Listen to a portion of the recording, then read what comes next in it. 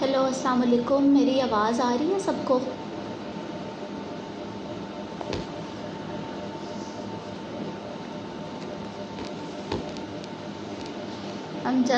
मेरा first lecture है YouTube पे, तो मुझे बिल्कुल इसका कोई आइडिया नहीं था, ऐप की सेटिंग और कुछ भी मुझे पता नहीं चल रहा था। इस वजह से आप लोगों को थोड़ी डिले हो गई।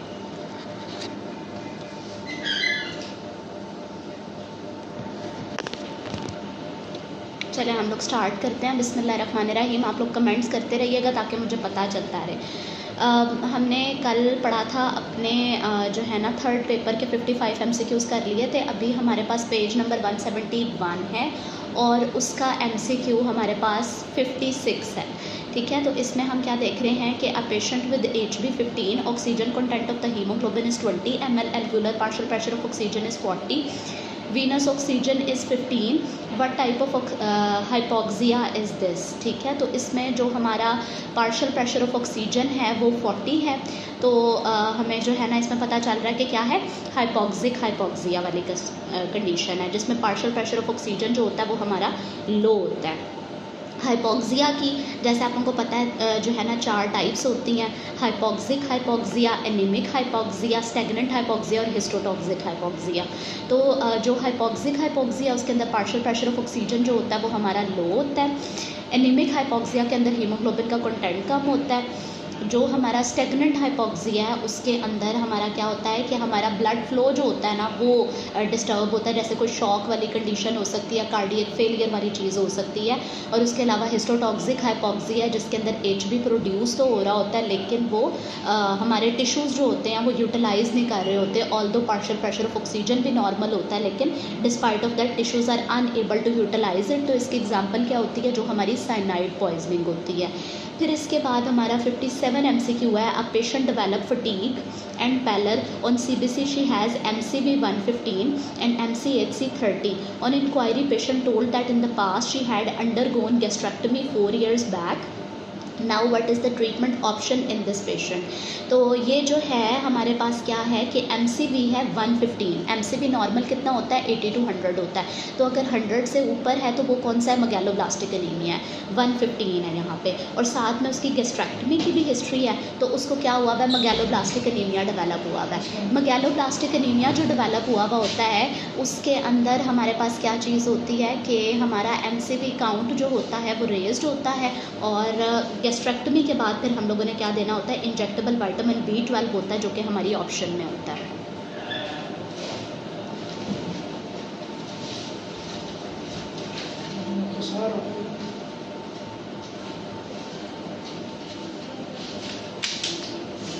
फिर इसके बाद है हमारा 58 है MCQ, current flow occurs in the heart to produce waves in the ECG when the heart is. तो ECG हमारे पास इलेक्ट्रिकल एक्टिविटी जो होती है हार्ट की उसकी हमारी ग्राफिकल रिप्रेजेंटेशन होती है। और ये क्या शो कर रही होती है, किस वक्त ये डिपिक्शन होती है, जब हमारा हार्ट जो होता है वो पार्शियली डीपोलराइज्ड होता है और पार्शियली रीपोलराइज्ड होता है।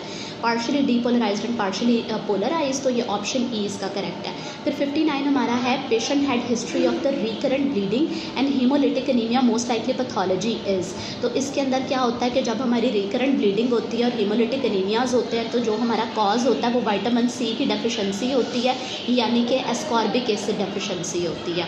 फिर the imbalance in homeostasis in case of uremia due to. आमना के दरवाज़ा बंद। इसमें क्या होता है कि प्लेटलेट फंक्शन डिफेक्ट होता है। जब हमारी हीमोस्टेसिस होती है तो उसके अंदर यूरेमिया के अंदर क्या होता है, प्लेटलेट फंक्शन डिफेक्ट होता है। फिर 61 है हमारा, a patient has malaria rash, petechiae and body aches, on bone marrow aspirate there is hyperplasia of the megakaryocytes, ANA positive and the most likely diagnosis is. तो इसमें क्या कंडीशन है, एक तो इन्होंने हमें रैश दिया हुआ है, पटेकिया दिए हुए हैं, बॉडी एक्स दिए हुए हैं और साथ में मेगाकैरियोसाइट्स की जो है ना हाइपरप्लेसिया दिया हुआ है और ANA भी पॉजिटिव दिया हुआ है, जो कि हमारा क्या होता है, सीरोलॉजिकल मार्कर होता है for the auto immune diseases. तो यहाँ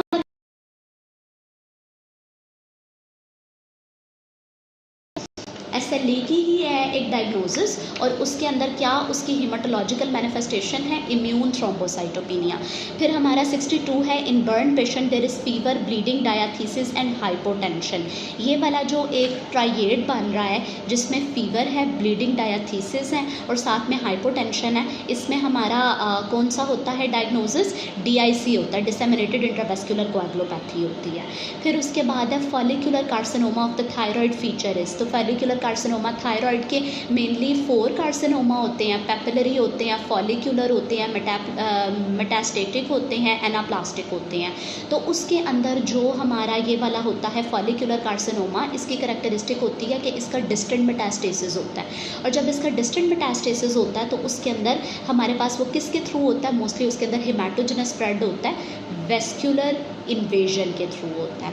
फिर a man is a plumber, he is having difficulty in breathing from last 1 year, he is also short of breath and dyspnoeic, his blood ABG shows. अब ये हमारा जो है ना acidosis का क्राइटेरिया, तो इसके अंदर हमने देखना है कि क्या है। pH नॉर्मल है, 7.35 to 7.45 नॉर्मल है, तो यहाँ पे 7.4 है। दूसरा क्या है कि बायकार्ब जो हैं वो इसके डिक्रीज़ है, नॉर्मली कितने होते हैं? 22 to 26 होते हैं, यहाँ पे 19 है। फिर उसके बाद क्या है? Partial pressure of carbon dioxide 31 है। तो मोस्ट लाइकली इसको क्या है कि चूँकि pH उसकी नॉर्मल रेंज के अंदर है ना, और कार्बन डाइऑक्साइड क्या पार्शियली रिड्यूस्ड है, तो ये क्या है? कंपनसेटेड मेटाबॉलिक एसिडोसिस है, यानी बायकार्ब की कंसनट्रेशन कम हुई, उसको कंपनसेट किस तरह से हमने किया? रिस्पिरेटरी मैकेनिज़्म के थ्रू, और जब रिस्पिरेटरी मैकेनिज़्म के थ्रू उसको कंपनसेट किया तो उसमें हमारी कार्बन डाइऑक्साइड की जो कंसनट्रेशन है उसको हमने डिक्रीज़ किया, तो ये कंपनसेटेड मेटाबॉलिक एसिडोसिस है। फिर कंपनसेटेड का सबसे पहला क्या क्राइटेरिया होता है? pH का नॉर्मल लिमिट में होना। अगर तो pH हमारी 7.35 to 7.45 है ना, तो इसका मतलब है कि pH के अंदर कोई ना कोई कंपनसेशन हुई हुई है। कई दफ़ा ऐसे भी होता है कि दोनों कंसनट्रेशन डिक्रीज़ होती हैं, लेकिन pH जो होती है वो अगर बिलो नॉर्मल है तो फिर हम उसको क्या कह रहे होते हैं? पार्शियली कंपनसेटेड डिजीज़ इसको कह रहे होते हैं। फिर 65 हमारे पास MCQ है, a patient has following ABGs, pH कितना है? 7.2 है, नॉर्मली कितना है? 7.35 to 7.45, तो ये डिक्रीज्ड pH है, एसिडोसिस है। pH 7.4 है ना, 7.35 to 7.45 वाली रेंज के अंदर है, तो ये क्या है? अगर 4 है तो 4 के साथ 0 आएगा, तो वो 7.40 जो है वो तो नॉर्मल रेंज के अंदर ही लाई कर रहा है ना। जैसे 4.1 होता है, 4.2, 4.3, 4.4 और फिर 4.5 आएगा, तो 4.0 नॉर्मल होगा, 7.4 नॉर्मल pH है, तो ये कंपनसेटेड है। फिर इसके बाद है हमने देखा था अभी कि pH 65 के अंदर कितनी है? 7.2 है, डिक्रीज्ड pH है, यानी कि एसिडोसिस हुआ है। बाइकार्ब के लेवल कितने हैं? 19 है, तो ये भी डिक्रीज्ड है। तो हमें पता क्या चल रहा है कि मेटाबॉलिक एसिडोसिस हुई हुई है। और partial pressure of carbon dioxide कितना? 39, वो नॉर्मल है, उसका कोई लेना देना ही नहीं है। तो ये कौन सी कंडीशन है? मेटाबॉलिक एसिडोसिस वाली कंडीशन है। फिर इसके बाद आता है 66 MCQ, most common cause of hospital acquired infection क्या होता है?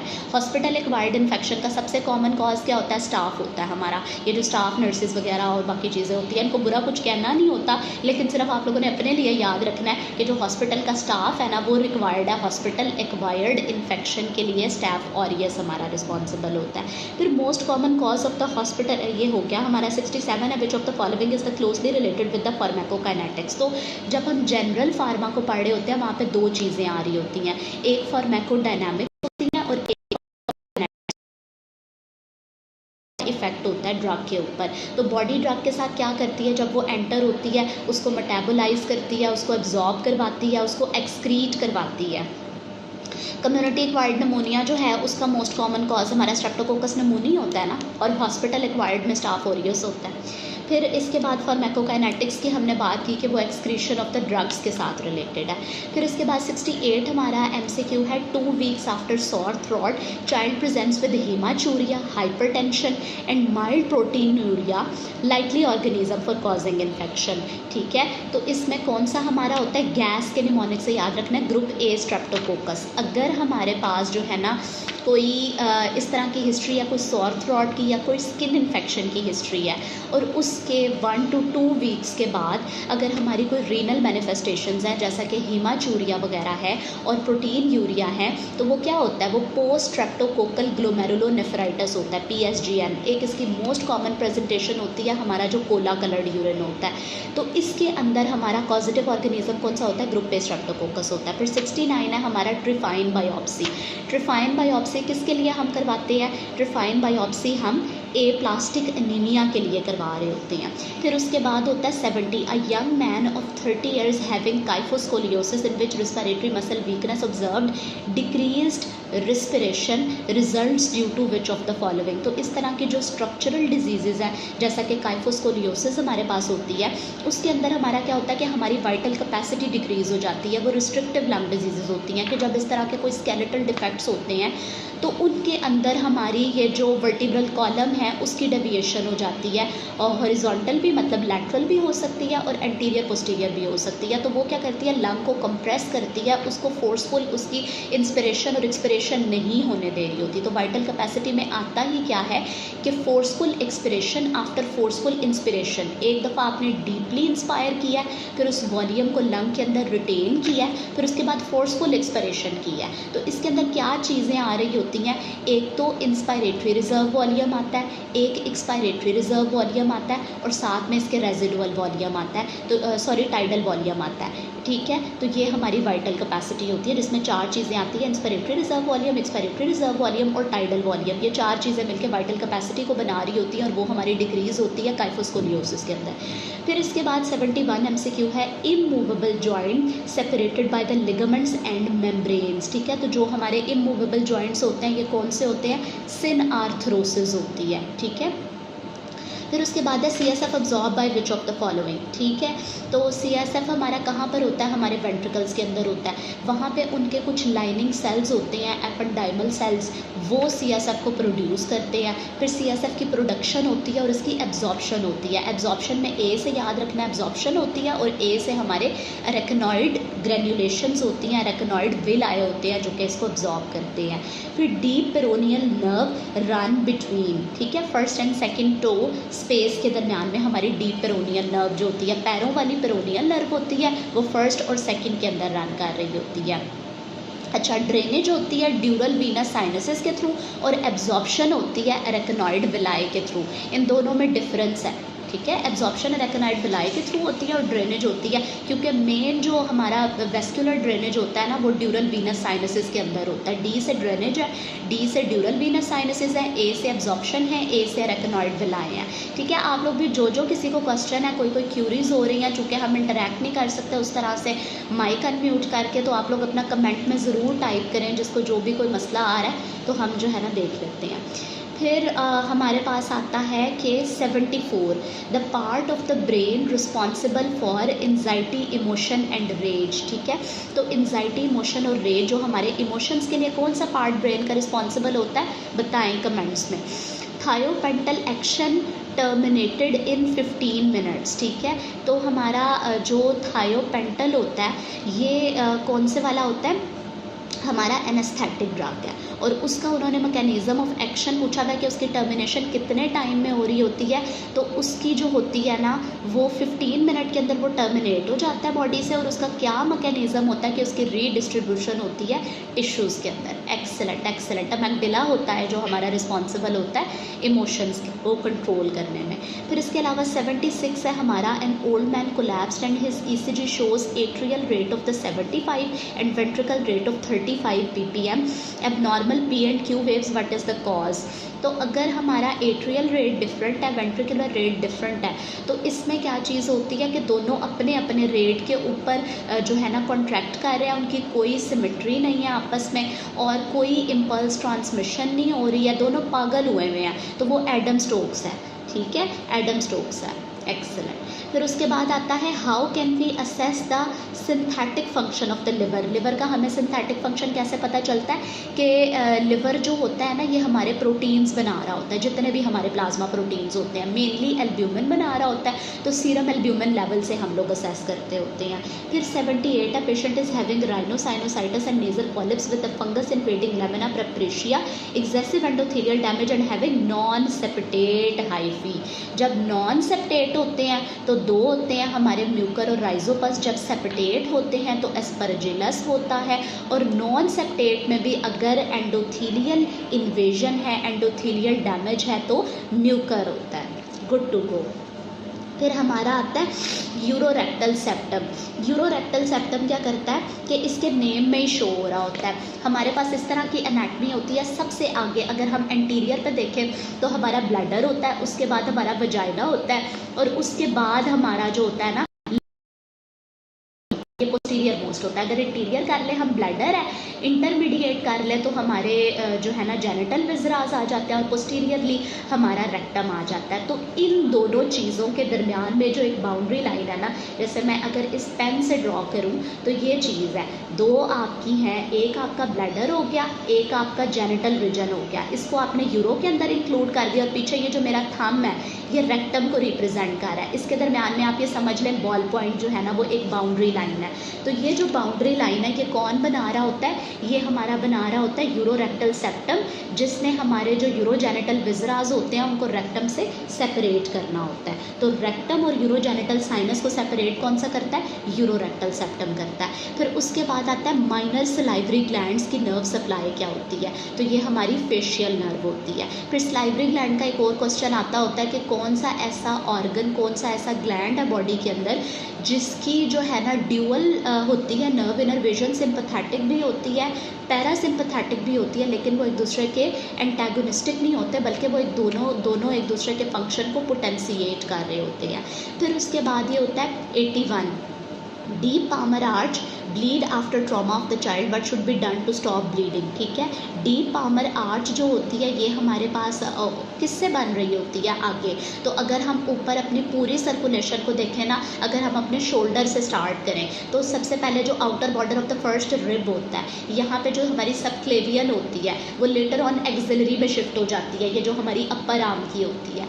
एक्सिलरी से आगे जाते हैं ना तो हमारी आर्म के अंदर पूरी की पूरी ये ब्रेकियल आ रही होती है। ब्रेकियल जो होती है ना ये एल्बो के लेवल के ऊपर यहाँ पे आके ना ये 2 के अंदर कन्वर्ट हो जाती है, रेडियल और अल्नर के अंदर। जो रेडियल होती है ना वो हमारी थंब साइड पे होती है, ठीक है, लैटरल साइड पे, और अल्नर हमारी जो होती है ना आर्टरी वो हमारी मीडियल साइड के ऊपर होती है। तो इन दोनों के अंदर क्या होता है कि जो हमारी रेडियल होती है ये थंब वाली साइड वाली वो डीप पामर आर्च बनाती है, और ये जो अल्नर होती है जो हमारी मीडियल साइड के ऊपर होती है ये हमारी सुपरफिशियल पामर आर्च बना रही होती है। तो अगर हमारी डीप पामर आर्च की ब्लीडिंग हो रही है, अगर हम पिंच करेंगे रेडियल आर्टरी को तो वो ब्लीडिंग स्टॉप हो जाएगी। फिर a patient was taking glucocorticoids rapid withdrawal will cause, तो अगर हम लोग जो है ना अक्सर कहते हैं कि ग्लूकोकॉर्टिकॉइड्स की या जो हमारी स्टीरॉइड्स हैं उनकी हम लोगों ने ग्रेजुअल टेपरिंग करनी होती है। अगर उनको सडनली उसका रैपिड विड्रॉल हो जाए तो उसकी वजह से क्या होता है हमारा एड्रिनल कॉर्टिकल सिस्टम जो होता है उसकी सप्रेशन हो जाती होती है। फिर which of the following muscle is supplied by ansa cervicalis, ansa cervicalis को सप्लाई कर रहा होता है कौन, एंसा सर्विकैलस किसको सप्लाई कर रही होती है, ये हमारे ना जैसे प्लेक्सस होता है ना, बाकी ब्रेकियल प्लेक्सस होता है, सैक्रल प्लेक्सस होता है, लंबो सैक्रल प्लेक्सस होता है, उसी तरह से एक हमारा सर्वाइकल प्लेक्सस होता है जो हमारी नेक वाली जगह पे होता है। ये वाला जो सर्वाइकल प्लेक्सस होता है इसके बारे में ये कहते हैं कि यहाँ पे C1 से लेकर C5 तक मिलकर बनी हुई होती हैं। तो जो अपने फिंगर से याद रखें C1, C2 और C3 जो होती है ना इनसे मिल के बन रही होती है एंसा सर्विकैलस, और ये एंसा सर्विकैलस किसको सप्लाई करती है, ओमोहाइड मसल जो होता है उसको सप्लाई कर रही होती है। फिर इसके बाद जो है ना इसमें और भी आ जाता है स्टर्नोहायोइड और स्टर्नोथायरॉइड और ओमोहायोइड, लेकिन मेनली आपने ओमोहाइड को याद रखना है। फिर ये जो हमारा ट्राइसेप्स रिफ्लेक्स होता है, ट्राइसेप्स रिफ्लेक्स कौन सा होता है, ये जो आर्म का होता है posterior side of the arm पे जब हम उसके टेंडन को स्ट्राइक करते हैं ना अपनी रिफ्लेक्स हैमर के साथ तो फिर वहाँ पे मसल कॉन्ट्रैक्शन होती है ट्राइसेप्स की, तो posterior side of the arm पे होता है। यहाँ पे तो उसमें ट्राइसेप्स रिफ्लेक्स लॉस्ट हो जाता होता है। फिर हमारा 85 है, a young patient blood pressure is 150/95, ठीक है, हाइपरटेंशन है। दूसरा उसका क्या है कि his serum renin is higher than normal, which of the following the stimulus for this increase level of the renin के रिलीज का इंपॉर्टेंट चीज़ है ना, वो हमारी सिंपैथेटिक स्टिमुलेशन होती है वाया रेनल नर्व। ठीक है, हमारे पास ये होता क्या है, ये सेकेंडरी हाइपरटेंशन होती है। क्यों होती है? जब हमारे पास कोई ट्रॉमा हो, कोई हेमरेज हो, कोई शॉक की हिस्ट्री हो या सिंपैथेटिक स्टिमुलेशन हो, तो उसके नतीजे में जो रेनिन होता है वो जक्स्टाग्लोमेरुलर सेल से रिलीज़ होता है ताकि वो हमारे ब्लड प्रेशर को जो है ना वो करे, ज़्यादा करे। ठीक है, अब यहाँ पे सेकेंडरी हाइपरटेंशन है, यानी हाइपरटेंशन तो है, बीपी तो ज़्यादा हुआ है, लेकिन वो किसकी वजह से हुआ है? वो रेनिन के इंक्रीज़ होने की वजह से ज़्यादा हुआ है। और रेनिन क्यों इंक्रीज़ हुआ है? सिंपैथेटिक स्टिमुलेशन की वजह से। फिर उसके बाद 86 आया, which molecule plays a crucial role in the transmigration of inflammatory cells from the vessel wall into the surrounding tissues during the inflammation. तो जो वेसल वॉल से न्यूट्रोफिल्स की माइग्रेशन होती है वो किसके थ्रू होती है?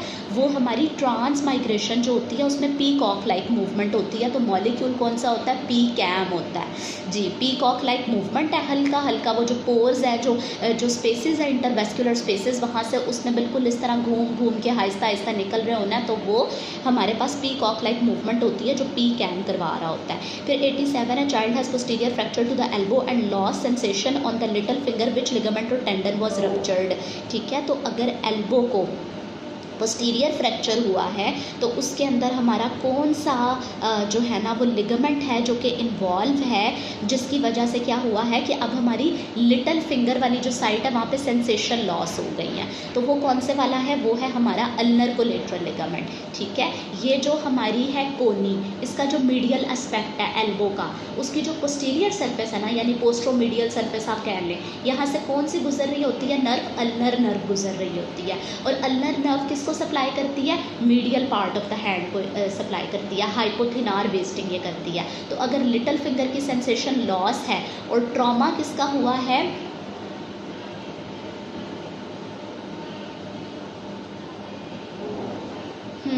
हो सकता है, तो अल्नर कोलेटरल लिगामेंट होता है जो कि इसके अंदर इन्वॉल्व होता है। In child spinal cord ends at upper border of the L3। ठीक है, स्पाइनल कॉर्ड कहाँ पे एंड करती है? अपर बॉर्डर ऑफ द L3 पे एंड करती है। Regarding prostaglandins in the stomach, stomach में क्या करते हैं प्रोस्टाग्लैंडिन्स? इनका इनहिबिटरी फंक्शन होता है।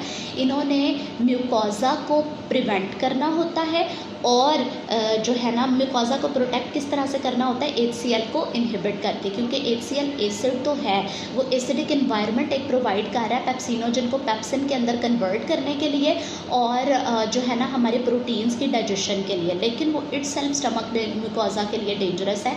तो हमने अगर उसकी प्रोटेक्शन करनी है तो उसमें कौन से आते हैं? प्रोस्टाग्लैंडिन्स का रोल होता है। फिर आगे चलते हैं, 38 week pregnant women visited. Pregnant women के अंदर हेपेटाइटिस का पूछा हुआ है, साथ में उसकी ट्रैवल हिस्ट्री भी है रिमोट एरियाज़ के अंदर, तो उसमें कौन सा होता है? हेपेटाइटिस ई होता है। फिर इसके बाद पैन कह रहे होते हैं, पॉलीआर्टराइटिस नोडोज़ा होता है। ये वाली जो होती है ना, ये हम कहते हैं, इसको निमोनिक से याद रखते हैं कि जो पान होता है वो हर एज के लोग खाते हैं, और जब वो हर एज के लोग खाते हैं तो उसके अंदर जो वेजल्स होती हैं वो भी डिफरेंट एजेस की इन्वॉल्व होती हैं। और फिर उसके बाद आ जाता है 92 इन सब mandibular triangle with structure along with the lingual nerve. ठीक है, लिंगुअल नर्व के साथ कौन से वाला होता है स्ट्रक्चर? फेशियल नर्व होती है। सब मैंडिबुलर ट्राइंगल के अंदर दो है आपकी, एक लिंगुअल नर्व है और एक जो है वो कौन सी है? फेशियल नर्व है। Neurophysiologist while stimulating a nerve is unable to generate action potential. तो एक चीज़ होती है डिफरेंट इलेक्ट्रोलाइट्स का इफ़ेक्ट होता है, और इफ़ेक्ट जो होता है ना वो डिफरेंट होता है। जैसे जो हमारा सोडियम होता है ना, हाइपोनेट्रीमिया वगैरह, ये height of the action potential को इफ़ेक्ट करता है, लेकिन जो हाइपोकलीमिया होता है ये अगर हो तो उसकी वजह से क्या होता है कि हमारे पास बिल्कुल ही नहीं होता। अच्छा, आई एम सो सॉरी, मैं आपको डिस्करेज नहीं करूँगी, लेकिन हम लोग ना इसको डिस्कस कर सकते हैं। अगर जो है ना कोई इररेलेवेंट टॉपिक है इस तरह का, तो हम उसको जो है ना अलग से ग्रुप में या पर्सनल किसी भी तरह से डिस्कस कर सकते हैं। तो अभी टॉपिक की तरफ रहना है हमने। तो कौन सा ऐसा इलेक्ट्रोलाइट इम्बैलेंस है जो कि हमारा एक्शन पोटेंशियल को जनरेट ही नहीं होने देता, वो हाइपोकैलेमिया होता है। फिर इसके बाद आता है पोर्टल वेन। पोर्टल वेन कहाँ पे बन रही होती है? ये नेक ऑफ द पैंक्रियाज के पीछे होती है। पैंक्रियाज के और जो हमारे होते हैं इंफीरियर वेना कैवा होते हैं, इनके रिलेशंस बड़े इंपॉर्टेंट होते हैं। फिर female patient of the village has developed gum bleeding after delivery, raised PT APTT, low platelets, neutrophil 2400 burst cells are seen in the peripheral smear, FDP raised is likely। अच्छा, इसमें क्या होता है कि जब भी आपने DIC की बात सुननी है और पर्टिकुलरली ये सिनेरियो है, सिनेरियो में क्या क्या चीज़ें हैं, एक तो उसकी डिफ़िकल्ट डिलीवरी, उसका लेबर और उसकी सेप्सिस वाली कंडीशन। दूसरा क्या है कि उसकी सारी जो सेलुलर लीनिएजेस है वो डीरेंज्ड है, ठीक है। न्यूट्रोफिल काउंट भी रेज्ड है, प्लेटलेट्स भी डिक्रीज्ड हैं और साथ में जो है ना पीटीएपीटीटी भी रेज्ड है, सारी कोएगुलेशन प्रोफाइल भी डिरेंज्ड है। उसके बाद क्या चीज़ है कि एफडीपी भी रेज्ड है और मोर कॉमनली जब कुछ भी ना आपको समझ आ रहा हो तो बर सेल्स जो होते हैं वो सिर्फ डीआईसी में होते हैं, तो डीआईसी डायग्नोसिस हो गया। फिर इसके बाद लिवर सिरोसिस कौन कर रहा होता है? हेपेटाइटिस ABCDE होते हैं ना, तो ये 5 होते हैं, इनमें से हर किसी का डिफरेंट फंक्शन होता है, ठीक है। तो इसमें जो हेपेटाइटिस C है ना वो सिरोसिस कॉज कर रहा होता है, सिरोसिस, ठीक है जी। C से हेपेटाइटिस C होता है और C से ही सिरोसिस होता है। फिर type of immunoglobulin in RH incompatibility, तो ये जो RH इनकम्पैटिबिलिटी होती है ये कौन सी होती है? इरिथ्रोब्लास्टोसिस फर्टाइलिस होती है ना, और वो किस चीज़ की डिजीज़ होती है? वो ग्रेविडिटी की डिजीज़ होती है। और जब जो है ना हमारा यूट्रस ग्रेविड होता है तो उसके अंदर, उससे ग्रेविड से याद रखना है कि उसके अंदर IgG जो है ना वो होती हैं। फिर उसके बाद ये आता है ligament pairs at last during epidural. Epidural anaesthesia जो होता है उसमें लास्ट में कौन सा लिगामेंट पेयर्स होता है? सबसे लास्ट में हम लोग फ्लेवर चेक करते हैं, लिगामेंटम फ्लेवम होता है। उसके बाद ये होता है कि low birth weight, baby is born having low line ears, small jaw, microcephaly, cleft lip and prominent occiput, ठीक है। बाकी तो इसके अंदर और डिफरेंट फीचर्स हैं, हाँ जी। लेकिन हेपेटोसेलुलर कार्सिनोमा में तो ऑल ओवर द वर्ल्ड ये होता है ना कि हमारा हेपेटाइटिस B जो होता है वो मोस्ट कॉमन कॉज होता है। पाकिस्तान के अंदर जो है ना वो हमारा हेपेटाइटिस C जो है वो कॉज होता है, और उसके अलावा सिरोसिस का जब भी पूछते हैं तो हेपेटाइटिस C होता है। इधर जो हम बात कर रहे हैं ना इसमें डिफरेंट फेशियल डिस्मॉर्फिक फीचर्स हैं जो कि इन्वॉल्व होते हैं, जिसमें हम कहते हैं एडवर्ड एक प्रिंस है, उसका सर बड़ा सा है तो उसका प्रोमिनेंट ऑक्सीपुट है, तो जब उसका ऑक्सीपुट यानी कि posterior part of the head ज़्यादा प्रोमिनेंट होता है तो मतलब वो वहाँ पे क्राउन पहन सकता है, तो प्रोमिनेंट ऑक्सीपुट, इससे याद रख ले। वैसे इसके अंदर और कोई चीज़ नहीं है। इसमें एक तो क्लेफ्ट लिप वाला सिनेरियो है, 3 आते होते हैं, एडवर्ड टाओ और इस तरह करके आते हैं। तो इनके अंदर जो है ना डाउन के तो बड़े करेक्टरिस्टिक फीचर्स होते हैं। एडवर्ड में और कुछ याद रहे ना रहे, ये याद रख लेना कि प्रोमिनेंट ऑक्सीपुट होता है, वो अपना क्राउन अपने हेड पे पहनता है तो उसके लिए ऑक्सीपुट ज़्यादा प्रोमिनेंट होना चाहिए। फिर female with the heart disease, downward traction of her AV valves can not be made. क्यों नहीं हो सकती डाउनवर्ड ट्रैक्शन? क्योंकि उसके जो कॉर्डा टेंडनाई होते हैं वो डैमेज हो जाते हैं। उसके बाद क्या होता है, आयरन जनरली किसकी फॉर्म में एब्जॉर्ब होता है? जनरली ये आयरन 2+ की फॉर्म में पॉजिटिव होता है, यानी कि फेरस फॉर्म में ज़्यादा पॉजिटिव होता है। फिर patient after RTA had severe blood loss, no urine output even after 3 days, patient fail to have urine output, creat कितना उसका 9.5 है, क्रैट बहुत रेज्ड है। फिर बायोप्सी में क्या होता है, cortical necrosis and severe acute tubular necrosis, ठीक है। तो ये क्या हो चुका है, अगर कॉर्टिकल का भी नेक्रोसिस हो गया है और बाकी चीज़ें भी हो गई हैं, ट्यूबुलर नेक्रोसिस भी हो गया, कॉर्टिकल हेमरेजेस भी हो गए हैं, तो ये इरिवर्सिबल इंजरी हो चुकी है। फिर हमारे पास क्या होता है, patient undergoing thyroidectomy develops the hoarseness of voice, nerve injured in the vicinity of inferior thyroid. तो इसमें हमने याद रखा है UELR के निमोनिक से, ऐसे आप याद रख लें, ये थायराइड का अपर लोब है, ये थायराइड का लोअर लोब है, ठीक है। हमने किसकी पढ़नी है, नर्व की और आर्टरी की इंजरी साथ साथ पढ़नी है, ठीक है। अगर हमारा UE है अपर लोब के अंदर, हमारी नर्व कौन सी इन्वॉल्व होती है, एक्सटीरियर एक्सटर्नल लेरेंजियल नर्व, ठीक है, एक्सटर्नल लेरेंजियल नर्व होती है। और लोअर लोब के साथ कौन सी नर्व इन्वॉल्व होती है, रिकरेंट लेरेंजियल नर्व। आर्टरी कौन सी इन्वॉल्व होती है, अपर लोब के साथ होती है सुपीरियर थायराइड आर्टरी, और लोअर लोब के साथ कौन सी होती है, इन्फीरियर थायराइड आर्टरी। अब यहाँ पे इन्होंने एक तो क्लू दिया हुआ है कि इन्फीरियर थायराइड आर्टरी की विसिनिटी में हमारी नर्व डैमेज हुई है, और दूसरा इन्होंने हॉर्सनेस ऑफ द वॉइस का सिम्टम दिया हुआ है। तो कौन सी नर्व डैमेज होती है, रिकरेंट लेरेंजियल नर्व डैमेज होती है। फिर उसके बाद the patient undergoing thyroidectomy at lower lobe, the nerve most likely to be injured। again वही क्वेश्चन आ गया कि लोअर लोब पे कौन सी हमारी जो है नर्व इंजर्ड होती है, तो ये आप लोग बताएं कमेंट्स में। फिर एंटीबॉडीज़ इन थायराइड डिजीज़, ठीक है, थायराइड डिजीज़ में कौन सी एंटीबॉडीज़ होती हैं, एंटी थायराइड रिसेप्टर एंटीबॉडीज़ होती हैं। फिर उसके बाद आता है patient with the severe headache, vomiting and neck stiffness, raised ICP on the lumbar puncture, there was blood stain CSF. Feature सारे मेनिंजाइटिस के आ रहे होते हैं, और उसके बाद जो है ना इन्होंने फीचर क्या दिया हुआ है, ब्लड स्टेन सीएसएफ का। तो ब्लड स्टेन सीएसएफ जो होता है वो हमारा किस में होता है, सब रेटिनॉइड हेमरेज में। इसमें कहते हैं थंडर क्लैपिंग जो है ना वो हो रहे होते हैं, हेडेक होती है, और इस तरह की हेडेक होती है जो कि worst ever headache of a person's life होती है। फिर उसके बाद आता है climber at high altitude experience hypothermia on returning to base camp, adapts to cold weather by. अब हाइपोथैलेमस के डिफरेंट न्यूक्लियस होते हैं, एंटीरियर होते हैं, पोस्टीरियर होते हैं, ठीक है, मीडियल लैटरल होते हैं। इनमें जो एंटीरियर और पोस्टीरियर होते हैं इनका टेम्परेचर की रेगुलेशन के अंदर रोल होता है।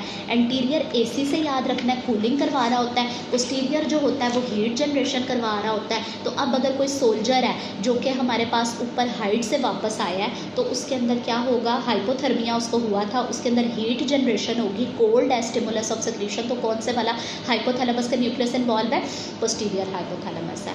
फिर उसके बाद HLA-B27 है, इसको पेयर के निमोनिक से याद रखना है, PAIR।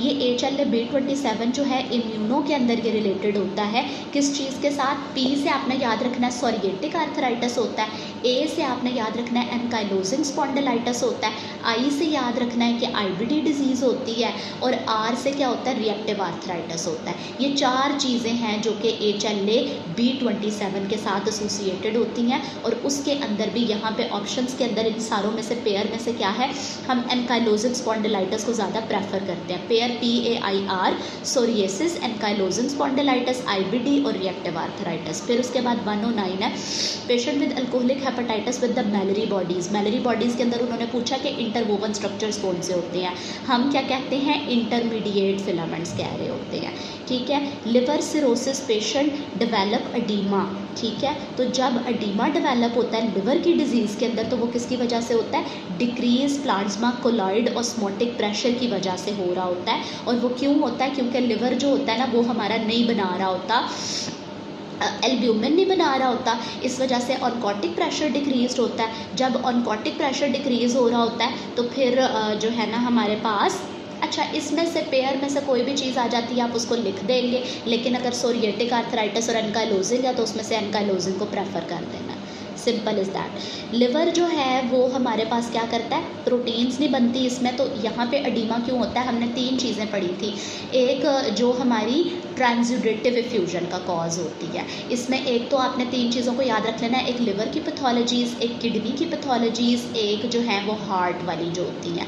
ये सारी कौन सी होती हैं, ट्रांसयूडेटिव होती है। ट्रांसयूडेटिव होती हैं तो हमारे पास क्या होता है कि लिवर प्रोटीन्स को सिंथेसाइज नहीं करवा रहा होता, किडनीज़ के अंदर उनकी एक्सक्रीशन बहुत ज़्यादा हो रही होती है, और ये जो हमारा हार्ट है इसके अंदर रेज्ड हाइड्रोस्टैटिक प्रेशर होता है। ये हमारी जो होती है ना किसकी वजह से होती हैं, स्टार्लिंग फोर्सेस के डिफरेंस की वजह से होती हैं, और इनको इसी वजह से ट्रांसयूडेटिव इफ्यूजन कहते हैं। तो लिवर सिरोसिस के अंदर ये काफ़ी डिस्कस हो गया कि एडीमा कौन सा होता है, ट्रांसयूडेटिव इफ्यूजन की वजह से होता है, और उसमें हमारे पास क्या होता है, plasma colloid osmotic pressure decrease होता है। फिर इसके बाद आता है 111 52-year-old man presented in OPD with unusual facial expression, half side of the face was red and absence of the sweating, what could be the possible cause for this condition. तो इसके अंदर हमारे पास क्या चीज़ होती है, हमारे पास होती है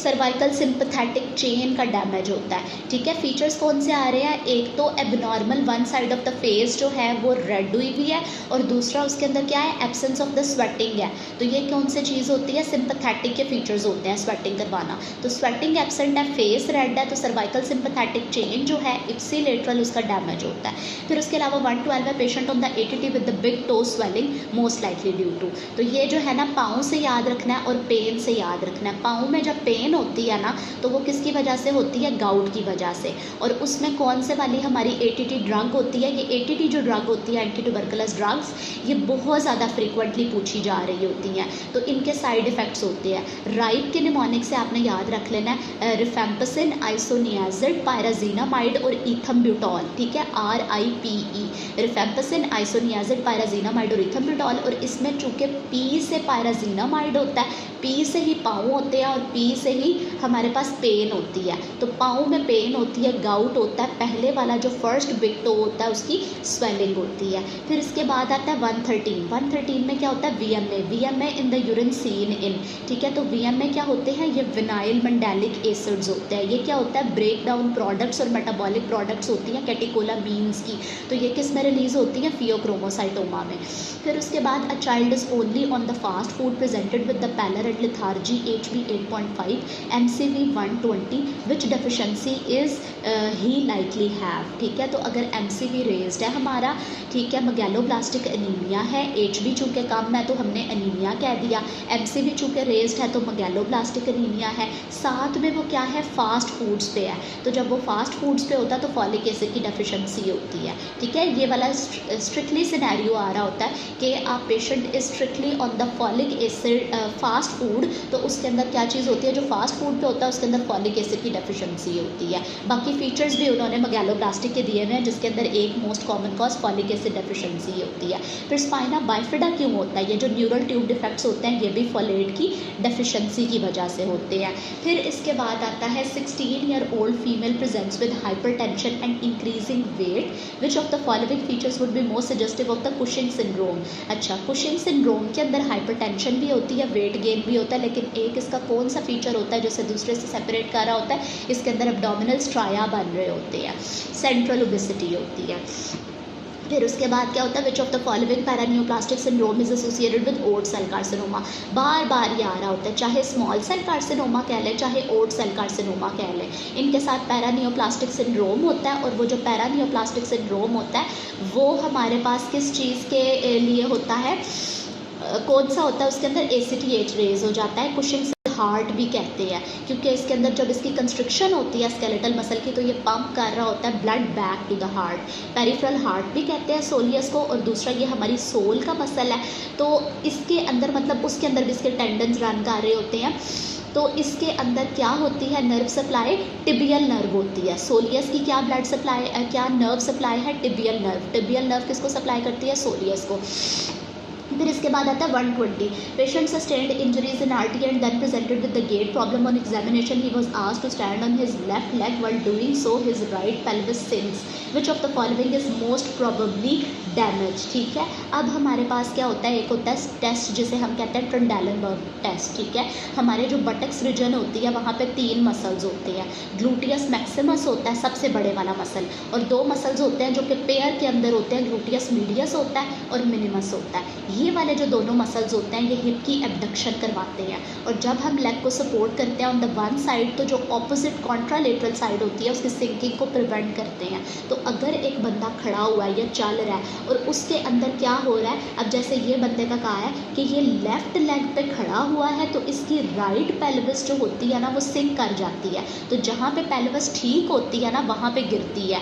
तो ऑपोजिट साइड के मसल्स इन्वॉल्व होते हैं, कॉन्ट्रालेटरल साइड के। तो यहाँ पर जो है ना लेफ्ट साइड के हमारे इन्वॉल्व होते हैं ग्लूटियस मीडियस और मिनिमस। और जब हम इनकी बात कर रहे हैं तो हम इनकी नर्व इनर्वेशन की बात भी कर लेते हैं कि जो ग्लूटियस मैक्सिमस होता है उसको इन्फीरियर ग्लूटियल नर्व सप्लाई करती है, और जो ग्लूटियस मीडियस और मिनिमस होता है उनको सुपीरियर ग्लूटियल नर्व जो होती है वो सप्लाई कर रही होती है। तो ऑपोजिट साइड का ही मसल इन्वॉल्व होता है और ऑपोजिट साइड की ही नर्व इन्वॉल्व होती है। फिर इसके बाद एक्सप्लेनेशन में आ जाता है cell wall of the gram positive cause septic shock, which component of the cell wall causes shock. तो ग्राम पॉजिटिव है, पी से पॉजिटिव, पी से पेप्टिडोग्लाइकेन, ठीक है। जो हमारे पॉजिटिव होते हैं हर किसी का ना एक विरुलेंस फैक्टर होता है जो कि मेनली रिस्पॉन्सिबल होता है उसकी टॉक्सिसिटी के लिए।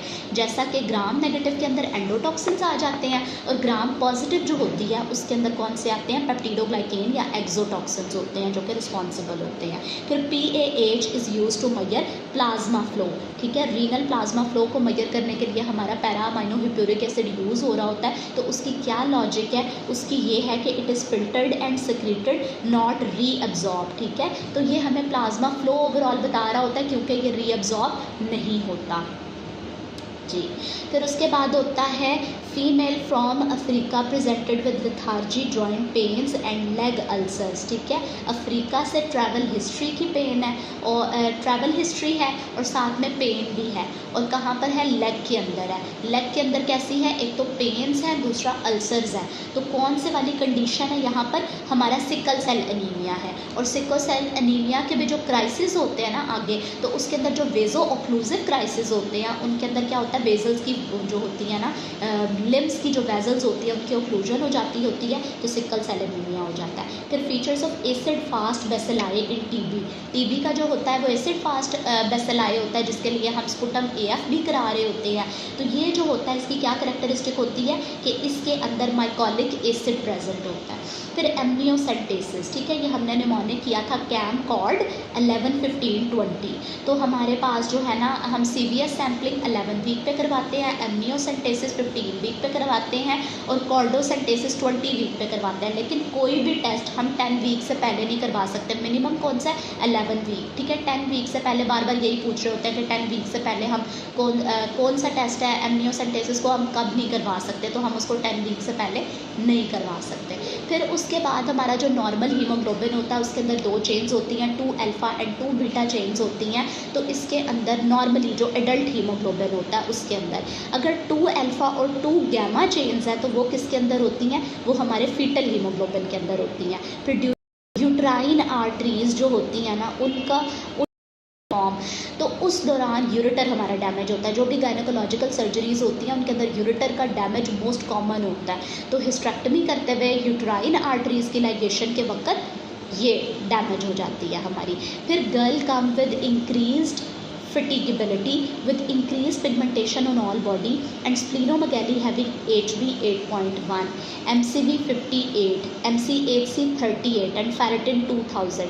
अब यहाँ पे क्या क्या फीचर है, एक तो फीमेल है, दूसरा फटीग है, वीकनेस है उसके अंदर, तीसरा क्या है, पिगमेंटेशन इंक्रीज है, स्प्लीनोमेगैली स्प्लीन इनलार्ज हुई हुई है, HB कितना है 8.1 है, HB भी डिक्रीज्ड है और साथ में MCV भी डिक्रीज्ड है। तो मतलब हमें ये पता चल रहा है कि माइक्रोसिटिक हाइपोक्रोमिक एनीमिया है और साथ में हमें स्प्लीनोमेगैली वाले फीचर्स हैं, यानी एनीमिया तो है लेकिन उसका क्या कॉज है, कोई ना कोई रेड ब्लड सेल की जो है ना मॉर्फोलॉजिकल डैमेज है। तो यहाँ पे क्या होता है, फेरिटिन का इन्होंने बताया इतना मार्गली रेज है 2000 है। तो ये क्या होता है कि जैसे थैलेसीमिया हो रहा होता है तो फ्रीक्वेंट ब्लड ट्रांसफ्यूजन्स की वजह से हमारे पास ये होने लग जाता है, आयरन की जो टॉक्सिसिटी होती है ना वो होने लग जाती है। तो इसमें हमारी मैनेजमेंट क्या होती है कि हम लोगों ने इसके अंदर देना होता है डिफिरॉक्सामीन जो कि आयरन का चिलेटिंग एजेंट होता है। फिर प्रोस्टेट ग्लैंड का लिम्फेटिक ड्रेनेज कहाँ पे होता है, internal and external iliac lymph nodes में। फिर उसके बाद होता है 45 year old man with a long history of alcoholism presents with severe epigastric pain, nausea, vomiting, fever and increase in the serum amylase. Diagnosis of acute pancreatitis superimposed on the chronic pancreatitis was made in this condition. अब ये पूरा scenario हमें pancreatitis का दिया हुआ है और इसके अंदर हमसे क्या पूछा हुआ है, टाइप ऑफ द नेक्रोसिस पूछी हुई है। तो again I would ask from you कि आप लोग बताएं कि पैंक्रियाटाइटिस में नेक्रोसिस की कौन सी टाइप होती है और फर्दर उसकी सब टाइप क्या होती है। फिर patient is suffering from dysphagia, dysarthria, analgesia and thermoanaesthesia on ipsilateral side of the face, ipsilateral Horner syndrome, occlusion of which of the following artery will produce these sign and symptoms. ठीक है। तो इसमें क्या होता है कि हर जगह पे एक ही तरह का ये सिनेरियो है कि फेस की इप्सिलेटरल साइड के ऊपर आपके पास जो है ना थ्रोम्बो एनेस्थीसिया है, टेम्परेचर की सेंसेशन लॉस है और टेम्परेचर की सेंसेशन लॉस है, डिसआर्थरिया है और डिस्फेजिया है, एनाल्जेसिया है। तो आर्टरी का ओक्लूजन इन्होंने पूछा था, वो हमारी पाइका होती है जिसकी वजह से च्यूइंग का मसला होता है। पिकाच्यू से याद रखना पोस्टीरियर इन्फीरियर सेरिबेलर आर्टरी। और हमारा सिंड्रोम कौन सा होता है? लैटरल मेडलरी सिंड्रोम होता है। आका वेलेनबर्ग सिंड्रोम भी उसको कह रहे होते हैं। ठीक है जी, एक्सेलेंट, आप लोगों के बिल्कुल ठीक है जवाब। एंजाइमेटिक फैट नेक्रोसिस होती है और दूसरी होती है ट्रॉमेटिक फैट नेक्रोसिस जो कि ब्रेस्ट के अंदर होती है। फिर इसके बाद 132 है, a patient is suffering from the chronic renal failure, GFR decreases to less than 50% around dialysis increases, which parameter of the blood is alarming to doctor. Doctor के लिए कौन सा अलार्मिंग है फीचर? डिफरेंट इलेक्ट्रोलाइट इम्बैलेंसेस हो रहे होते हैं, लेकिन क्रोनल रीनल डिजीज़ के अंदर जो पोटेशियम राइज होता है वो अलार्मिंग टू डॉक्टर होता है, क्योंकि वो कार्डियक अरिथमियाज और डायस्टोलिक अरेस्ट कॉज करता है। फिर उसके बाद आती है रेट्रोमैंडिबुलर वेन। रेट्रोमैंडिबुलर वेन जो होती है ना, ये इधर होती है झुमके वाली जगह पे, ठीक है। और किस किस से मिलके बन रही होती है? एक ऊपर से टेम्पल वाले रीजन से हमारे पास आ रही होती है आर्टरी जो कि सुपरफिशियल टेम्पोरल आर्टरी होती है, और एक ये वाली आर्टरी होती है जो कि यहाँ से आ रही होती है मैक्सिला अपर जॉ वाले रीजन से, सुपीरियर मैक्सिलरी आर्टरी होती है। तो यहाँ पे एक एल बन रहा होता है, इसकी जहाँ पे फ्यूजन होती है ना रेट्रोमैंडिबुलर जगह पे, वहाँ पे ये आर्टरी बनती है सुपरफिशियल टेम्पोरल आर्टरी एंड जो हमारी मैक्सिलरी आर्टरी होती है उसके फ्यूजन से यहाँ करस्पॉन्डिंग वेन है। चूँकि ये रेट्रोमैंडिबुलर वेन है तो सुपरफिशियल टेम्पोरल वेन है और मैक्सिलरी वेन है, उनके फ्यूजन से ये बन रही होती है retromandibular vein, superficial temporal and maxillary vein. Excellent, good to go. फिर उसके बाद आता है 134, वुमेन हैज़ कोल्ड इंटॉलरेंस। ठीक है, कोल्ड इंटॉलरेंस या हीट इंटॉलरेंस जहाँ पे भी चीज़ आती है ना वो हमारा थायराइड के फीचर्स होते हैं, और जहाँ पे भी हमारा थायराइड आता है, हाइपर या हाइपोथायराइडिज्म आता है, वहाँ पे हमने दो चीज़ें करवानी होती हैं, TSH करवाना होता है और फ्री T4 करवाना होता है। फिर उसके बाद cancer of the head of the pancreas. ठीक है, तो ये इस तरह से होता है। अगर आप अपनी बॉडी को इमेजिन करें तो आप ये इमेजिन करें कि जो मेरा हेड है ना, ये हेड ऑफ द पैंक्रियाज है। ठीक है, और ये हमारे जो है ना लेफ्ट हाइपोकॉन्ड्रियक रीजन में होता है। यहाँ से हमारे पास आ रही होती है कॉमन बाइल डक्ट। ठीक है, लेफ्ट साइड से आ रही होती है ऐसे करके कॉमन बाइल डक्ट। तो जब हेड ऑफ द पैंक्रियाज की इनलार्जमेंट होती है, इसका मैस इफेक्ट होता है, तो ये किसको कंप्रेस करता है? इसको ऐसे करके ये कंप्रेस कर देता है कॉमन बाइल डक्ट को। ठीक है, तो जो हेड ऑफ द पैंक्रियाज होते हैं उसके अंदर कॉमन बाइल डक्ट जो होती है वो कंप्रेस होती है। और वैसे भी हमने पढ़ा था third part of the part होता है ना वो बिल्कुल पैंक्रियाज के जो मैटर होता है ना उसके अंदर सबमर्ज्ड होता है, उसके अंदर इस तरह करके डिफ्यूज्ड होता है। फिर इसके बाद आता है 136, अब women develops carbuncle on the back of her neck which is remove by surgeon व टाइप ऑफ द नेक्रोसिस। तो ये जो हमारी होती है ना एक्यूट इन्फ्लेमेटरी कंडीशंस होती हैं, उनके अंदर जैसे कार्बंकल्स होते हैं, एब्सेसिस वगैरह होती हैं, इन पे कौन सी नेक्रोसिस की टाइप होती है? लिक्विफेक्टिव होती है। अगर लिक्विफेक्टिव का ऑप्शन ना हो तो आपने एक्यूट को प्रेफर करना है। फिर उसके बाद आता है patient has complain of headache due to high ICP। तो CSF किस तरह का फ्लूइड होता है? CSF जो होता है ये हमारा ट्रांस सेलुलर फ्लूइड होता है। Nerve damage during submandibular gland injury, ये सबमेंडिबुलर ग्लैंड का भी एक हमने पढ़ी है अभी सबमेंडिबुलर ट्रायंगल, उसके अंदर दो नर्व पढ़ी हैं, लिंगुअल नर्व और फेशियल नर्व। एक हमने पढ़ा है सबमेंडिबुलर। सबमेंडिबुलर कौन सा होता है? फ्लोर ऑफ द माउथ वाला होता है। यहाँ पे इस जगह पे ये जो एंगल है जॉ का, यहाँ पे जब सर्जरी हम परफॉर्म कर रहे होते हैं तो कौन सी वाली डैमेज होती है? जो हमारी होती है marginal mandibular branch of the facial होती है वो। ठीक है, फेशियल किस तरह से पड़ी होती है? जो फेशियल नर्व होती है ना उसकी ये अपीयरेंस होती है ऐसे करके। ठीक है, तो पूरे हैंड की तरह होती है। इसको कहते हैं कि ये बिल्कुल उस तरह होता है जिस तरह गूज नहीं होता, जो बतखा होता है उसका पाँव होता है, तो इस तरह करके ना इसकी सारी ब्रांचेज आ रही होती हैं। तो ये वाली जो इसकी ब्रांच होती है ना ये मार्जिनल मैंडिबुलर होती है। इसके अलावा एक नीचे भी आपको नज़र आ रही होगी, ये सर्वाइकल होती है। तो ये वाली इसकी मार्जिनल मैंडिबुलर ब्रांच है फेशियल की, जो कि सब मैंडिबुलर ग्लैंड की सर्जरी के अंदर डैमेज होती है। फिर इसके बाद हमारे पास आता है 10 year old child presents with lump on the forehead, mass excise from the forehead, microscope shows anastomosis of the vessel. तो अगर आपको कोई ऐसा मैस मिल रहा है जिसके अंदर वेजल्स की एनास्टोमोसिस है तो वो क्या होता है? हिमेंजियोमा होता है। प्रोस्टेट CA मेटास्टेसाइज टू, जो चीज़ जो है ना हमारे नॉर्मल पैटर्न को फॉलो नहीं कर रही होती ना, वही चीज़ बार बार एग्ज़ाम के अंदर आ रही होती है। 137 patient has complain of headache due to high ICP। अच्छा, इसके अंदर ये जो पीछे वाली बात है ना कि बिल्कुल इररेलेवेंट है, मैं इसकी मोस्टली पूछना चाहते थे कि CSF जो होता है वो किस तरह का हमारा फ्लूइड होता है, तो वो ट्रांससेलुलर फ्लूइड होता है। बाकी हमें पता है ना डिफरेंट फ्लूइड कंपार्टमेंट्स होते हैं, जैसा कि टोटल बॉडी वाटर होता है, फिर इंट्रासेलुलर फ्लूइड होता है, एक्स्ट्रा सेलुलर होता है, इंटरस्टिशियल प्लाज्मा। तो ये कैसा होता है, ट्रांससेलुलर फ्लूइड होता है। ये बेसिकली जो है ना हमारी अल्ट्रा फिल्ट्रेशन जो होती है सोडियम की, उसकी वजह से ये प्रोड्यूस होता है, पोरिंग की वजह से एपेंडाइमल सेल्स इसको प्रोड्यूस कर रहे होते हैं। तो पीछे उन्होंने वैसे ही रेज्ड ICP का कंफ्यूज करने के लिए ताल्लुक दिया था, उसका इस MCQ से कोई ताल्लुक नहीं है। सिर्फ ये चीज़ है कि रेज्ड ICP जो होता है ये हमारा ऐसे एक सेकेंडरी चीज़ है, और वैसे उन्होंने पूछा है कि CSF की टाइप कौन सी होती है, तो वो ट्रांससेलुलर होता है। फिर प्रोस्टेटिक कैंसर का मैंने आपको बताया था कि क्या चीज़ होती है कि जो प्रोस्टेट का कैंसर होता है वो इस तरह से डिफरेंट होता है कि बाकी तो या तो लिम्फोजिनस स्प्रेड होता है या हिमेटोजिनस स्प्रेड होता है, लेकिन ये है कि प्रोस्टेट का जो कैंसर होता है ये वर्टिब्रल वीनस प्लेक्सिस के थ्रू, वर्टिब्रल बोन के थ्रू इसके मेटास्टेसिस होता है। फिर ऑप्टिक डिस्क का एडीमा अगर आ जाता है तो वो किस कंडीशन में होता है, ऑप्टिक डिस्क का एडीमा हाइपरटेंशन वाली स्टेट में आता है। फिर patient had injury to humerus, surgical neck of the humerus damage which nerve involve. ठीक है, अगर हमारी दो चीज़ें होती हैं, हमने ना पूरी इस तरह करके विजुलाइज किया हुआ है अपनी जो है ना आर्म को, तो इसके अंदर क्या होता है कि ये जो हमारा शोल्डर रीजन होता है ना, यहाँ पर ह्यूमरस होती है। ह्यूमरस का एक सर्जिकल नेक होता है और एक इसका एनाटॉमिकल नेक होता है। अब ये चीज़ होती है कि जो सर्जिकल नेक है ना वो हम सिर्फ इस वजह से कहते हैं क्योंकि उसकी क्लिनिकल सिग्निफिकेंस है, वहाँ पर ट्रॉमा ज़्यादा होते हैं, वो आपको कोई इस तरह का लैंडमार्क बोन के ऊपर एनाटॉमिकल लैंडमार्क नहीं नज़र आ रहा होता।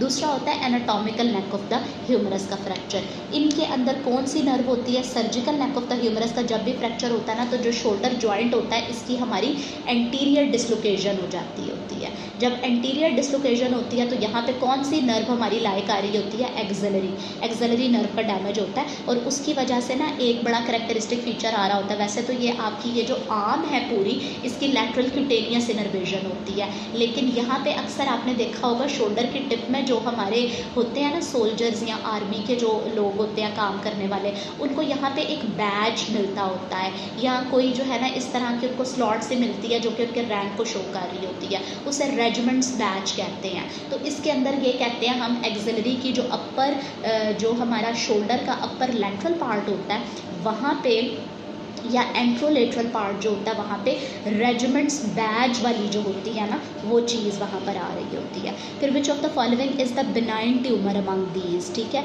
तो वो हमारे बिनाइन ट्यूमर कौन सा होता है, वार्थिन ट्यूमर होता है। फिर melanoma invade orbital cavity through which of the following. ठीक है, तो मेलानोमा जो होता है ये हमारा, हमने इसको याद किससे किया था, एक्स के निमोनिक से, AXEX। ठीक है, तो उसमें A मोस्ट एग्रेसिव ट्यूमर भी हमारा मेलानोमा होता है, एक्स में इसकी जीरोडर्मा पिगमेंटोजा की साथ एसोसिएशन होती है, ई में क्या होता है कि जो हमारी इमेजरी वेन्स होती हैं उसको ये इन्वेड करता है, उसके थ्रू ये ऑर्बिटल कैविटी को इन्वेड करता है। फिर female with the sign and symptoms of hyperprolactinoma, ये वाली चीज़ है जो अगर कोई पूछ रहा था ना कि ब्रेस्ट का डिस्चार्ज क्यों हो रहा होता है, उसके अंदर प्रोलैक्टिन की इंक्रीज प्रोडक्शन की वजह से मिल्क प्रोडक्शन ज़्यादा होती है।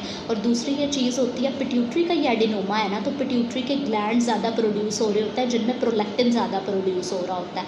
अच्छा, अब पिट्यूटरी का एडिनोमा है तो पिट्यूटरी के रिलेशन है, अगर हम पिट्यूटरी को समझे ना इससे, ठीक है, तो पिट्यूटरी के ऊपर सुपीरियरली इसके ना ऑप्टिक क्याज्मा होता है, ऐसे से करके आपने याद रखना है, ऑप्टिक क्याज्मा होता है इसके सुपीरियरली पिट्यूटरी के। फिर इसके इन्फीरियरली अगर हम बात करें ना तो एथमोइडल साइनसेस होते हैं, जो हमारी इसके नीचे वो बोन होती है, sphenoid air cells, ethmoid air cells वो होते हैं, sphenoidal air sinus most commonly होते हैं।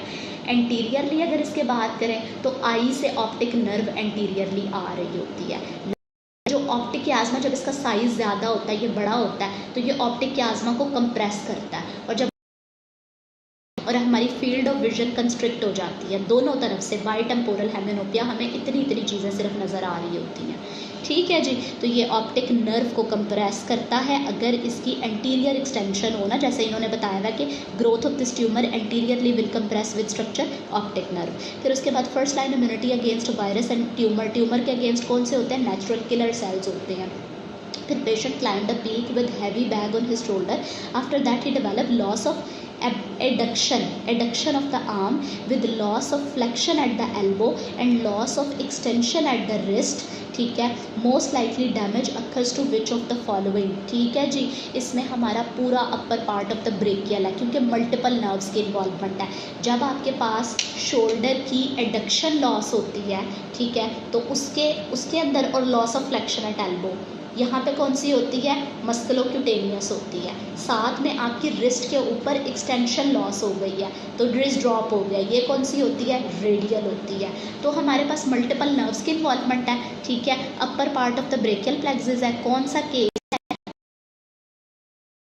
रोटेटेड होती है, ठीक है, क्योंकि हमारी एबडक्शन और लैटरल रोटेशन लॉस हो जाती है and flexion and supination of arm. फिर patient has a thenar atrophy and thumb opposition lost due to which of the following nerve, ठीक है। तो हमारी ये हैंड है ना, इसमें ये जो थंब वाली साइड के ऊपर मसल प्रोमिनेंस होती है, ये थिनार एमिनेंस होती है। जो ये वाली साइड होती है मीडियल साइड, ये कौन सी होती है, हाइपोथिनार होती है। तो यहाँ पे ये जो हैंड की इतनी एरिया है ना, इसको कौन सप्लाई कर रहा होता है, मीडियन, ठीक है। अपने हाथ को खुद इमेजिन करके याद रखना है। तो ये जो हमारी होती है ना, ये लेटरल साइड होती है। लैटरल 3.5 जो फिंगर्स हैं और ये जो हमारी थिनार है, इसको ये सप्लाई कर रही है मीडियन। और मीडियन क्या करवाती है, ऑपोजिशन। ये जो हम तस्वीर नहीं करते ऐसे करके ऐसे, ठीक है, अपने थंब को लेके जा रहे होते हैं फिंगर की तरफ ऐसे, ये ऑपोजिशन होती है। ये अपोजिशन है, थंब की ऐसे करके वाली जो मूवमेंट है, तो ये मीडियन नर्व करवा रही है। अगर हमारी अपोजिशन लॉस हो जाती है और अगर हमारी जो है ना थिनार एट्रोफी हो जाती है, तो कौन सी नर्व इन्वॉल्व होती है, मीडियन नर्व। मीडियन नर्व को क्या कहते हैं, लेबरर्स नर्व भी कहते हैं। फिर cords of the brachial plexus are name according to the relation, ठीक है, according to the relation to axillary artery.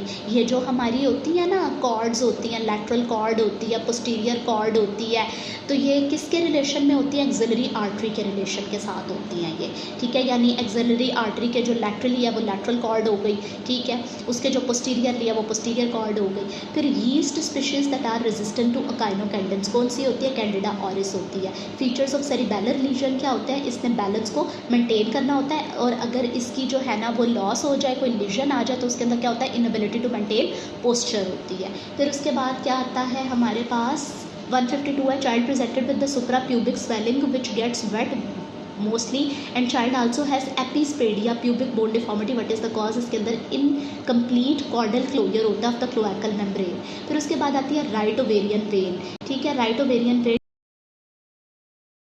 उसमें क्या होता है कि पहले हमारी ये जैसे देख लें कि लेफ़्ट रीनल वेन है, ठीक है, लेफ़्ट रीनल वेन इसको कंसीडर करें, लेफ़्ट ओवेरियन है, ठीक है, लेफ़्ट सुप्रा रीनल है, ठीक है, लेफ़्ट एड्रिनल है। ये सारी जो वेन्स है ना पहले ये लेफ़्ट रीनल में ड्रेन करती हैं और फिर लेफ़्ट रीनल जो होती है ना वो इन्फीरियर वेना कैवा में ड्रेन करती हैं। जबकि राइट साइड पे क्या होता है, राइट साइड पे तीनों जो वेन्स होती हैं जैसे राइट ओवेरियन है, राइट सुप्रा एड्रिनल है, ये सारी और जो गोनाडल वेन्स जो भी होती हैं ये सारी डायरेक्टली इन्फीरियर वेना कैवा के अंदर, और इवन रीनल वेन जो होती है वो डायरेक्टली इन्फीरियर वेना कैवा के अंदर ड्रेन कर रहे होते हैं। तो इधर ये जो है ना हमेशा राइट साइड का आपसे पूछते हैं, तो राइट ओवेरियन वेन किस में ड्रेन करती है, इन्फीरियर वेना कैवा में। ये डिफरेंस याद रखना है। फिर syndrome of inappropriate radiate secretion है, यहाँ पे क्या होता है, वाटर की एब्जॉर्प्शन ज़्यादा हो जाती है, तो यूरिन हमारा कैसा होता है, hyper osmolar super saturated concentrated urine, ठीक है जी। होती है हमारी ना क्लोएकल मेम्ब्रेन है, ये एम्ब्रियोलॉजी का क्वेश्चन है। इसके अंदर क्या होता है कि जो हमारा कॉर्डल क्लोजर होता है ना क्लोएकल मेम्ब्रेन का, वो इसका कॉज होता है जिसकी वजह से बच्चे को क्या हो रहा है, सुप्रा प्यूबिक स्वेलिंग या उसकी एपिस्पेडियाज है, यानी उसके वो जो जेनेटो यूरिनरी स्ट्रक्चर्स डेवलप होने थे और उसकी जो यूरिथ्रा की जो है ना स्वेलिंग होनी, यूरिथ्रा का जो उसका प्रॉपर ओपनिंग होनी थी ना वो एग्जैक्ट जगह पे नहीं है, उसके एपिस्पेडियाज डेवलप हुए हुए हैं, यानी कि वो जो उसका जो पिनस है उसकी पोस्टीरियर सरफेस के ऊपर जो है ना उसकी या तो वेंट्रल ओपनिंग है इस तरह करके। इसकी कंडीशन क्या एसोसिएटेड होती है, एसोसिएटेड कंडीशन होती है इसके साथ exstrophy of the bladder with the एपिस्पेडिया।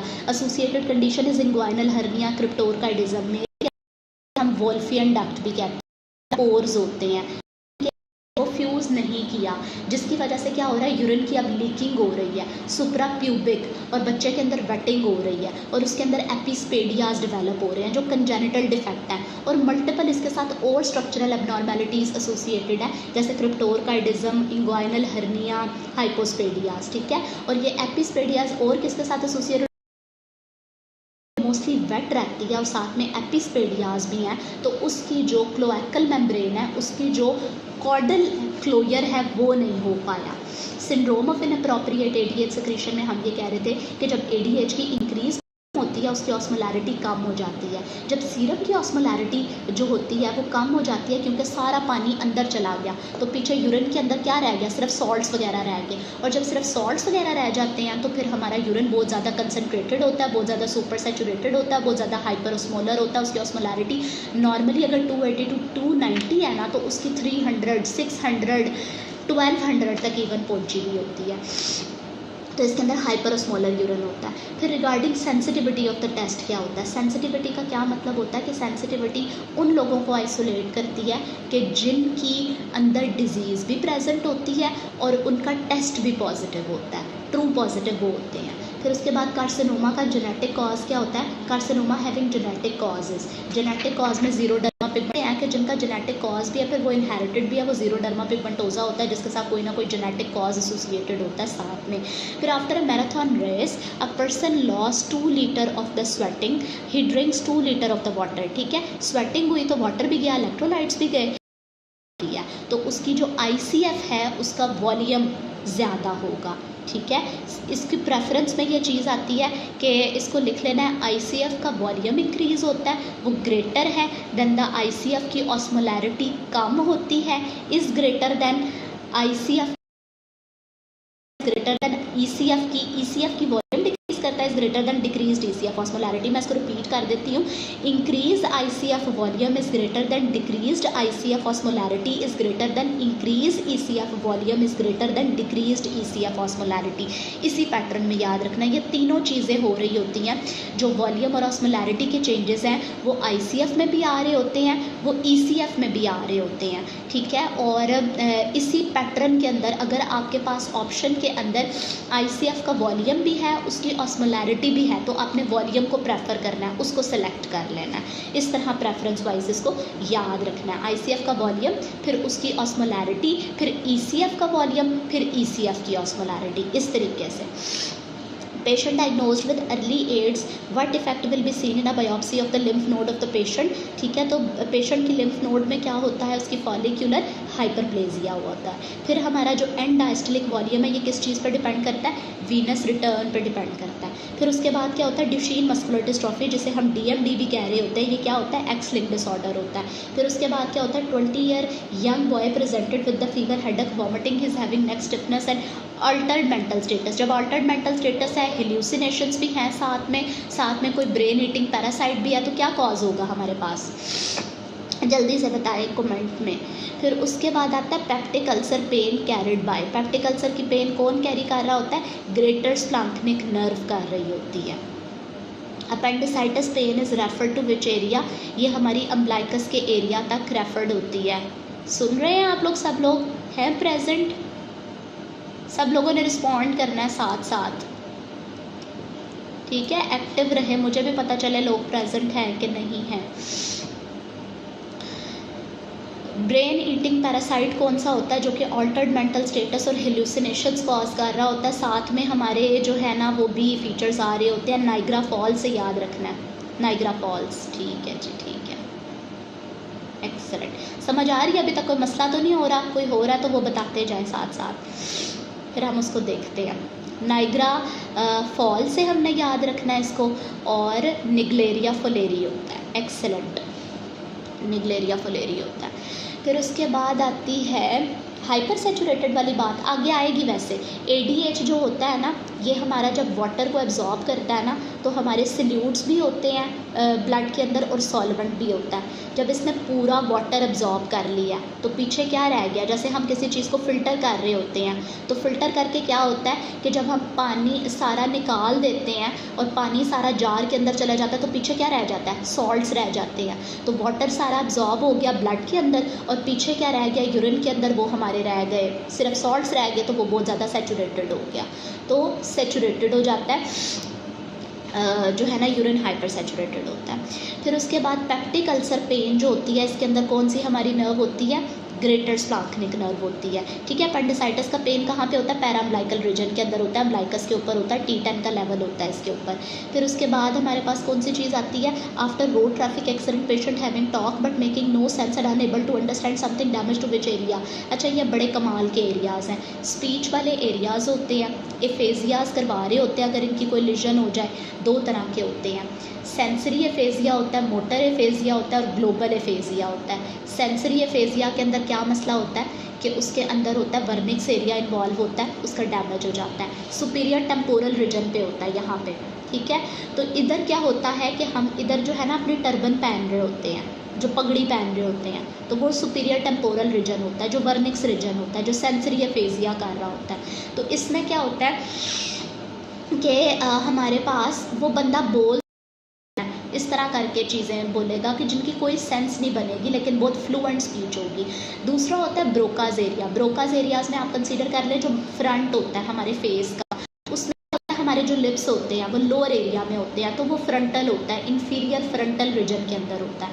Inferior frontal के अंदर ब्रोकास होता है, सुपीरियर टेम्पोरल के अंदर वर्निक्स एरिया होता है।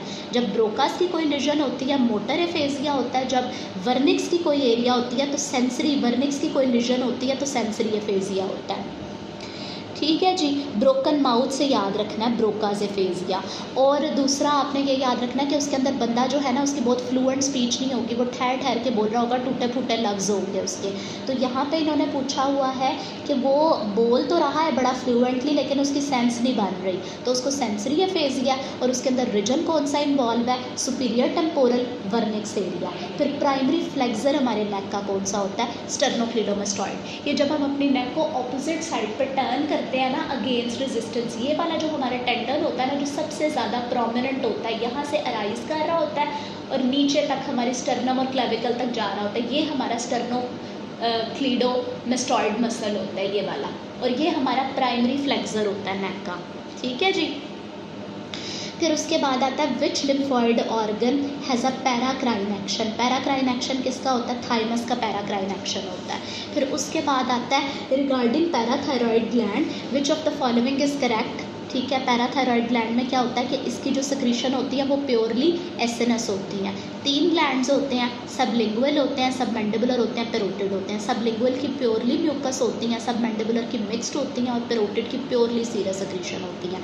फिर vasculogenesis in abdominal mass is done by which of the following, किससे हो रही होती है, वेजफ से, जो वेस्कुलर एंडोथेलियल ग्रोथ फैक्टर होता है। Patient presented with the bleeding from the post duodenal ulcer rupture bye which of the following arteries responsible for this. इसमें सुपीरियर पैंक्रियाटिक और ड्यूडेनल नहीं आती, गैस्ट्रोड्यूडेनल आ रही होती है, ठीक है जी। गैस्ट्रोड्यूडेनल आर्टरी आ रही होती है, first part of the duodenum के पीछे होती है। फिर उसके बाद मज़ीद क्या आता है, female with the multiple sexual partners develop vaginal irritation and पस, organism found with jerky movement. Jerky movement किसकी होती है, ट्राइकोमोनास वेजिनालिस की होती है। फिर आता है इसके बाद कि neutropenic hypotensive patient admitted in oncology ward, ठीक है, with the history of dysuria and high grade fever, his blood culture yielded growth of the Pseudomonas aeruginosa. This finding suggest that this disease is a result of excessive release of the following product. कौन से वाला होता है, ये basically infectious agent हमारा Pseudomonas होता है, ठीक है। और क्या हो रहा होता है इसके अंदर, फीवर और हाइपोटेंशन वाली हिस्ट्री है, तो इसके अंदर हमारा एंडोटॉक्सिन इन्वॉल्व है। और नॉर्मली जो फीवर होता है वो इंटरल्यूकिन 1 करवा रहे होते हैं, लेकिन सूडोमोनास में TNF करवा रहा होता है। रिगार्डिंग ब्रोंकोपल्मोनरी सेगमेंट्स, उनको कौन इरेट कर रहा होता है, tertiary bronchus. A patient came to the emergency with the severe electrolyte imbalance and dehydration. After initial resuscitation, it was found out that she has a resection of a part of gut. She has exactly not remember what that part is, ठीक है। तो सबसे ज़्यादा electrolyte imbalances और सबसे ज़्यादा dehydration किसकी वजह से होती है, ileum, जो कि मेजर पार्ट होता है रीअब्जॉर्प्शन के लिए, मैक्सिमम रीअब्जॉर्प्शन वहाँ से हो रही होती है। फिर patient presented in the OPD with the loss of vibration and proprioception due to vibration और प्रोप्रियोसेप्शन में हमारा पोस्टीरियर कॉलम DCML की लीजन होती है, DCML की लीजन होती है। Patient after taking an analgesic overdose having hyperventilation, tachycardia and metabolic acidosis, most likely drug responsible is acetyl salicylic acid होते हैं, जो एस्पिरिन होती है, इसमें हाइपरवेंटिलेशन टेकीकार्डिया कार्डिया हो रहा होता है। Patient can not abduct, weakness in biceps, weakness in the extension of the wrist, तो कौन से वाली चीज़ होती है, मस्कुलोक्यूटेनियस नर्व होती है। In right heart failure, dilatation of the right ventricles and right atria किसके साथ एसोसिएटेड होते हैं, डायलेटेड कॉरोनरी साइनस के थ्रू। ये कॉरोनरी साइनस होता है जहाँ पर मेन वीनस डायलिटेशन होती है, हार्ट की मेन वीनस ड्रेनेज होती है, तो ये राइट एट्रिया में ओपन हो रहा होता है। अगर इसका कोई मसला हो गया है ना, कॉरोनरी साइनस की डायलिटेशन हो गई है